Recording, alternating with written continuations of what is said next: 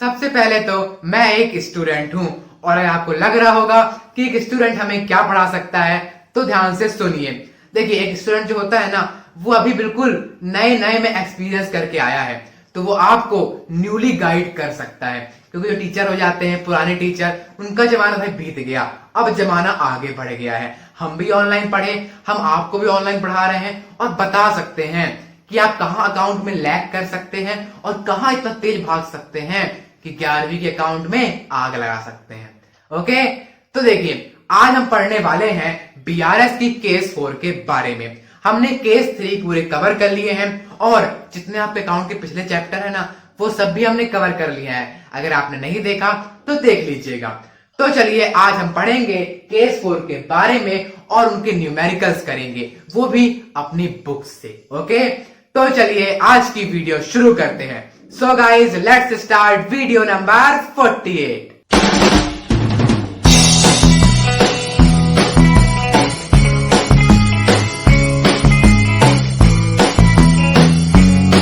तो चलिए हम बिल्कुल बेसिक से स्टार्ट करते हैं। केस 4 कहता है overdraft balance as per passbook. जब भी आपके पासबुक में ओवरड्राफ्ट बैलेंस हो जाएगा, उस टाइम हम क्या करेंगे, केस 4 वाले प्रोसीजर्स फॉलो करेंगे। सबसे पहले समझने वाली बात है ये ओवरड्राफ्ट क्या होता है। तो देखिए ध्यान से, मान लीजिए आपके पास है 10,000 रुपए आपके खाते में, यानी बैंक अकाउंट में, उसमें से आपने निकाल लिए 15,000। अब आप पूछेंगे क्या भैया ये पॉसिबल है कि 15,000 हम निकाल सकते हैं? हाँ, ये बिल्कुल है। क्यों है ये? देखो, एक होता है क्रेडिट कार्ड। अब क्रेडिट कार्ड में क्या होता है कि आपके खाते में कुछ कम पैसा है, आप उससे ज्यादा खर्च कर सकते हैं। वैसे यहाँ पे ये कर दिया बिजनेसमैन, और कुछ बिजनेसमैन ऐसे होते हैं कि उनका बैंक से थोड़ा उठना बैठना रहता है, तो वो ज्यादा कभी कभी खर्च कर देते हैं और आगे चल के वो चुका देते हैं। तो ये हो गया। तो अब यहाँ बताइए डिफरेंस कितने का आया? 5,000 रुपए का आया ना। यही तो 5,000 ओवरड्राफ्ट कहलाते हैं। कुछ नहीं भाई, मान लीजिए आप हैं, आपने कर दिया ओवरड्राफ्ट। अब इतना पैसा आपको बैंक को देना पड़ेगा, बस इतना ही है भाई। बहुत बड़ा शब्द लग रहा है ना, इतनी छोटी सी मीनिंग है इसकी। ओके, अब देखो, अगर सिंपल भाषा में इस केस को कहा जाए तो debit balance as per bank statement और पासबुक। समझना, ये पासबुक है, ये इसका डेबिट साइड होता है और क्रेडिट साइड होता है। जब भी बैलेंस पासबुक में इस साइड आता है, तब तब ओवरड्राफ्ट हो जाता है। वाह, राइमिंग बन गई। जब जब बैलेंस इस साइड आता है, तब तब ओवरड्राफ्ट हो जाता है। ठीक है, आपने केस 4 की मीनिंग तो समझ लिया है और ओवरड्राफ्ट भी समझ लिया। तो अब बारी आती है न्यूमेरिकल क्वेश्चन करने की। तो जो न्यूमेरिकल क्वेश्चन है, हम उसको बुक से डायरेक्टली कराते हैं। हम आपको क्वेश्चन यहाँ पे दिखा देते हैं, उस क्वेश्चन के हिसाब से सॉल्यूशन करते जाते हैं। क्योंकि अगर आपकी बुक में कमांड बन गई तो भैया आप बीआरएस रिमांड में ले सकते हो, यानी आपसे बीआरएस पूरी बनने लगेगी। इस कारण से बुक के क्वेश्चन यहां दिखेंगे, सॉल्यूशन यहां दिखेगा, और वो भी मेरे हाथों से। तो चलिए शुरू करते हैं न्यूमेरिकल क्वेश्चन। तो चलिए शुरू करते हैं। अब आने वाला है आपके स्क्रीन पे दमदमाता हुआ बीआरएस का क्वेश्चन, वो ये रहा। तो अगर मैं क्वेश्चन भी रीड करता चलूंगा साथ साथ, क्योंकि थोड़ी इमेज छोटी आती है, थोड़ा समझने में आपको दिक्कत हो सकती है, इस कारण से हम साथ साथ पढ़ते भी चलेंगे। तो देखिए, क्वेश्चन में लिखा हुआ है on 31st March 2018 passbook of Sri Rajendra shows a debit of 10,000 from the following prepare BRS। Simply क्या लिखा हुआ है कि 31st मार्च 2018 में एक राजेंद्र प्रसाद थे। भैया राजेंद्र प्रसाद नहीं, राजेंद्र प्रसाद तो फर्स्ट प्रेसिडेंट थे, वो नहीं, राजेश्री राजेंद्र थे। उन्होंने 10,000 रुपए उनकी पासबुक डेबिट बैलेंस दिखा रही थी, यानी कि ओवरड्राफ्ट दिखा रही थी। अब देखिए, इतना हमको मिल गया है पहली लाइन से ही, और ये है हमारा बीआरएस का फॉर्मेट। पहला बनता है कॉलम पर्टिकुलर्स का, थोड़ा बड़ा बनाइएगा क्योंकि इसमें बहुत सारी चीजें लिखनी रहती हैं। उसके बाद डिटेल्स का, देन टोटल का। ओके, तो अब देखिए, सबसे शुरू में हमको लिखना है ओवरड्राफ्ट। ओवरड्राफ्ट बैलेंस एज पर पास बुक, ओवरड्राफ्ट यानी क्या, डेबिट। इतना क्लियर। कितना दिया हुआ है, 10,000 रुपए, तो यहां 10,000 रुपए हम डाल देंगे। अब देखिए, अगर यहां सबसे शुरू में पासबुक लिख गया ना, तो जितने भी चेंजेस होंगे आप पासबुक में ही करेंगे। अब कैश बुक में कोई चेंजेस नहीं होगा, ये आप ध्यान रखते चलिए, क्योंकि पहले हम कैसे करते थे, शुरू में कैश बुक लिखते थे तो कैश बुक में चेंजेस करते थे।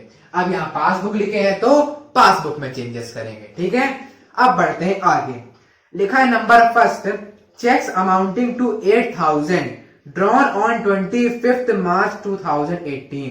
हम बना कब रहे हैं बीआरएस, 31 मार्च को, और हमने 8,000 के चेक 25 मार्च को क्या करे थे, अपने बैंक में डाले थे कि जाकर इसको पे कर देना। लेकिन 2 अप्रैल को हम गए बैंक और देखे कि केवल 3,000 के हुए भैया, 5,000 के तो हुए ही नहीं है। लिखा है ना 5,000 वर इनकैश्ड ऑन 2 अप्रैल, यानी 5,000 2 अप्रैल को हुए, और हम बना कब रहे हैं, मार्च में बना रहे हैं भैया, तो यानी बाद में हुए। तो अब इसको कैसे करेंगे, अब ध्यान से देखिए, अब यहां से मेन शुरू होने वाला है हमारा। देखिए, ये होती है हमारी एक कैश बुक बना लेते हैं और एक पासबुक बना लेते हैं। ठीक है, अब देखिए, एक हम ले लेते हैं एक्स अमाउंट और एक ले लेते हैं इधर भी एक्स अमाउंट। अब ये एक्स अमाउंट है क्या, पहले ये समझिए। देखिए, जो ये आपका है ना 10,000 रुपए लिखा है, 10,000 रुपए कहां लिखा है, 10,000 रुपए ये, और 10,000 रुपए क्या है, इतना पैसा अभी आपको देना है बैंक को, देना है भैया। ठीक है, देना है इतना पैसा। अब देखो, इतना क्लियर ना, ऐसे करके चलना भाई, बहुत आसान लगेगा।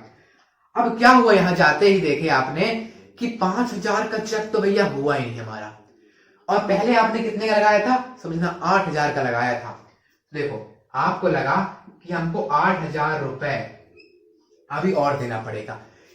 10,000 रुपए देना था पहले से, लेकिन आपने और चेक इशू कर दिए, तो अब आपको 8,000 रुपए और देना पड़ेगा। हाँ, इतना क्लियर। अब आप गए बैंक, लेकिन बैंक के हिसाब से आपको कितना देना पड़ेगा, केवल 3,000 रुपए। क्यों देना पड़ेगा, क्योंकि बैंक ने तो केवल 3,000 ही इशू किए हैं ना, 8,000 इशू करे हैं उसने। ये तो हमको लगा कि उसने 8,000 इशू करे हैं, लेकिन बैंक ने केवल 3,000 ही इशू करे हैं। तो कितने का डिफरेंस आ गया, कितना नहीं किए, 5,000 का नहीं किए। हम बीआरएस में वही दिखाते हैं जो हम नहीं करते हैं। ओके, तो कितने डिफरेंस आ गया, 5,000 का। इतना समझ में आ गया, आ गया। अब देखो, हमको पासबुक में चेंजेस करना है, शुरू में बताया हूं, तो बताओ पासबुक कम है कि कैश बुक कम है। भाई देखो, यहाँ 8,000 प्लस हो रहा है, वहां 3,000 प्लस हो रहा है, तो पासबुक कम है। अब पासबुक को हम बढ़ाएंगे तो क्या करेंगे, ऐड करेंगे। सही जवाब। देखो, लिखोगे उसका यहां ऐड, और डालोगे क्या, cheques were not presented for payment, पूरा लिख देना अपने हिसाब से। ठीक है, फॉर पेमेंट लिख देना। कितने के चेक नहीं हुए थे, 5,000 के। ठीक है, 5,000 यहां पे हम लिख देंगे। इतना समझ में आ गया ना। अब बढ़ते हैं आगे। देखो, इसको बिठा देते हैं अगले क्वेश्चन के लिए, अपने एक्स अमाउंट लिखे रहने देते हैं। तो देखो, अगला लिखा हुआ है, checks paid into the bank for collection of ₹5,000 but checks of ₹2,200 could only be collected in March 2018। अब देखो क्या है, आप हमारे कोई कस्टमर था, वो जाकर बैंक में चेक लगा दिया, कितने का, 5,000 रुपए का। आप गए बैंक, कल हमारा पैसा, तो पैसे डाले क्यों नहीं, तो उन्होंने, बैंक वालों ने बोला कि हम 2,200 रुपए तो डाल पाए, लेकिन बचा हुआ अमाउंट अभी तक हमने नहीं डाला। तब यहाँ पे क्या हुआ, एक्स अमाउंट था, आपको लगा था कि 5,000 हमारे घट जाएंगे, बट कैसे घट जाएंगे। देखो, 10,000 देना था, 5,000 आपके खाते में आ गए, तो बैंक वाले तो वो निकाल लेंगे कि हमको देना है ना, इसको निकाल लो पहले पैसा। तो आपको लगा इतना पैसा हमारा कम हो जाएगा, लेकिन बैंक वालों ने अभी तक केवल 2,200 ही आपके खाते में डाले हैं और ले लिए हैं। तो अब भैया देखो क्या हो रहा है, यहाँ पे ज्यादा घट रहा है, यहाँ पे 5,000 घट रहा है, यहाँ पे 2,200 घट रहा है। तो क्या हो रहा है, यहाँ पे चेंज किसमें करना है, पासबुक में करना है। तो अब आप बताओ कि भैया 5,000 ज्यादा घट रहा है कि 2,200 ज्यादा घट रहा है। 500 ज्यादा घट रहा है ना। मान लो यहाँ पे होता 10,000, 10,000 में 5,000 घटाते कितना आता? 5,000 आता। और यहां पे अगर 10,000 में घटाते 2,200 रुपए तो कितना आता? आता है आपका 8800 या 7800 ऐसे आता। यानी इधर 10,000 आता और उधर करीबन 8,000 के आता ना। तब आप क्या करते बताओ? क्या करते आप? तब भैया आप इसको भी घटा देते, क्योंकि यहां पे आने वाला है 5,000 और यहां पे मान लेते हैं आने वाला है 7800 आने वाला है ना। ये 5,000 7800 बराबर कैसे होंगे भैया? तो बराबर करने के क्या करेंगे? इसको घटा देंगे। तो कितने से घटाएंगे? निकाल दो। 5,000 और 2,200 का डिफरेंस कितना आता है? 2,800। 2,800 निकाल देते हैं इधर से। इधर लिखेंगे लेस, एक देखो एक ऐड का बनता है और एक लेस का बनता है। तो लिखेंगे चेक्स नॉट कलेक्टेड, यानी चेक हमने कलेक्ट नहीं किया। कितने के नहीं हुए? 2,800 के। तो यहाँ पे 2,800 लिख देंगे। समझ गए ना क्या है? यहां पे देखो, यहां पे ज्यादा से घट रहा है लेकिन यहां पे कम से घट रहा है। तो देखो जब कम से घटेगा तो और घटाओ ना भाई, इसको भी 5,000 बनाओ तब जाके बराबर हुआ। कुछ नहीं देखना, देखो आपको कुछ नहीं देखना, सिंपली कुछ नहीं देखना। यहाँ 5,000 घट रहा है ना, इसको भी 5,000 बनाना है। तो कैसे बनाओगे? बता दो आप मुझे कैसे बनाओगे। चलो बताओ कैसे बनाओगे भैया। देखो समझना, यहाँ पे लिखा है 2,200 लिखा है, अब बनाना है 5,000। इसमें 2,800 और माइनस कर दो, यानी माइनस माइनस प्लस 2,800, यानी माइनस माइनस प्लस कितना हो जाता है यहाँ पे जाके? 5,000 बन जाता है ना। बस यही तो कर रहे हैं भैया, इसको और माइनस कर रहे हैं हम यहाँ पे। लो लेस में दिखा दिए। ऐसे समझना ऐसे समझो और ऐसे समझना तो ऐसे समझो। ये मत सोचना कि भैया प्लस माइनस नहीं आता, ऐसे कर दिए। जल्दी जल्दी मैंने कर दिया, मैंने प्लस माइनस करते रहते थोड़ा टाइम लग जाता भैया। ठीक है, देखो कर भी देते हैं भैया, ना आप बोलने लगोगे तो परेशानी हो जाएगी। 10,000 में 2,200 करेंगे तो 0 0 10 में दोगे 8 और आपका इधर जाएगा तो 7800। लो भाई सही आया था, मत बोलना। ठीक है, देखो ठीक है ना, इतना समझ गए? इतना ठीक है। अब बढ़े आगे, तो आगे कहता है हमारा थर्ड क्वेश्चन, पढ़ेंगे तब ना बताएंगे। ये मिटा दो फटाफट से। अब देखो फटाफट, थर्ड है bank charges ₹25 and dividend of ₹350 on investment collected by the bank could not be shown in the cash book। एक कर समझना, दो चीजें दी हुई है क्वेश्चन में। बैंक चार्जेस पहले तो बैंक ने निकाल लिए 25 रुपए और आपको उस कानो कान खबर ही नहीं हुई। ठीक है, नहीं हुई खबर। तो अब बैंक क्या बोलेगी कि आप हमें 25 रुपए और दो भैया। आपको 10,000 तो देना था लेकिन अब 25 रुपए और देना पड़ेगा एज बैंक चार्जेस। लेकिन आप तो भैया सो रहे थे, तो अब क्या होगा? यहाँ पे यहां प्लस हो रहा है क्या? नहीं हो रहा। तुम्हारी कैसे हिम्मत हुई प्लस होने की? तुम भी घटो चलो। तो क्या होगा यहाँ पे? ये भी लेस हो जाएगा, क्योंकि हमको पासबुक में चेंज करने हैं। क्योंकि यहाँ शुरू में पासबुक लिखा हुआ है, शुरू में मैंने बता दिया है आपको पासबुक में चेंज करना है। तो 25 रुपए भी भैया घटा देंगे, तब जाके ये बराबर आ जाएगा। मान लो इसको भी हम हटो, चलो तुम प्लस हुए हो ना, अब तुम माइनस हो जाओ। प्लस माइनस 0, इस कारण से हम यहाँ पे क्या करेंगे? लेस करेंगे। यानी बैंक चार्जेस नॉट शोन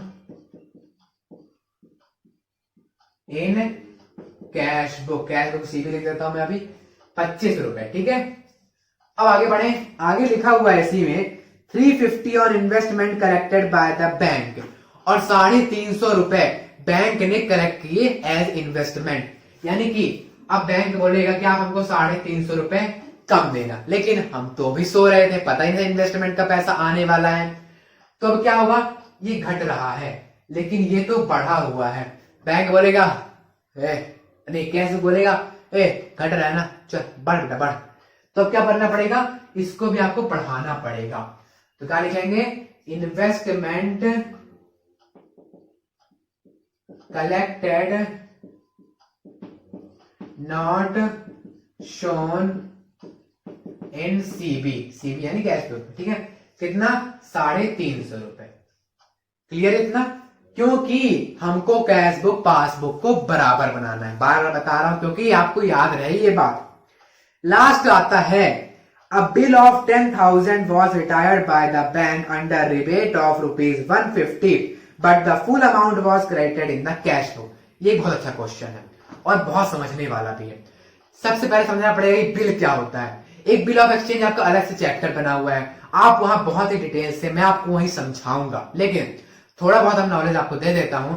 देखो क्या होता है, जब भी कोई गुड्स उधारी ले जाता है ना, तो आप उससे एक बिल साइन करवा लेते हो कि आप हमको इस दिन पैसा दोगे, इतना अमाउंट दोगे, तो बोलता है हाँ ठीक, साइन करके दे देता है। उसको बोलते हैं बिल रिसीवेबल।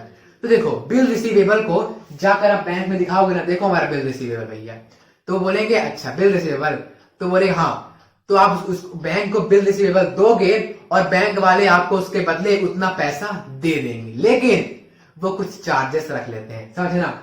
मान लो आपका बिल है 10,000 रुपए का, सपोज कर रहे हैं, और इस बिल पे आप चाहते हैं कि हमको जाकर भाई बैंक से फटाफट पैसा मिल जाए, हमको इंतजार नहीं करना महीने भर का। फिर मान लीजिए आप बोलेंगे कि भैया बैंक से पैसा मिल जाएगा, लेकिन लेकर तो कस्टमर गया, देखो जो कस्टमर गया ना, वो बाद में आकर बैंक को उतना पैसा दे देगा और बैंक पैसा रख लेगा, क्योंकि बैंक ने हमको पैसा पहले से दे दिया है। ठीक है, 10,000 था, अब आपको चाहिए 10,000, लेकिन बैंक बोलेगा नहीं 10,000 नहीं देंगे, हम पहले कुछ बैंक चार्जेस लेंगे।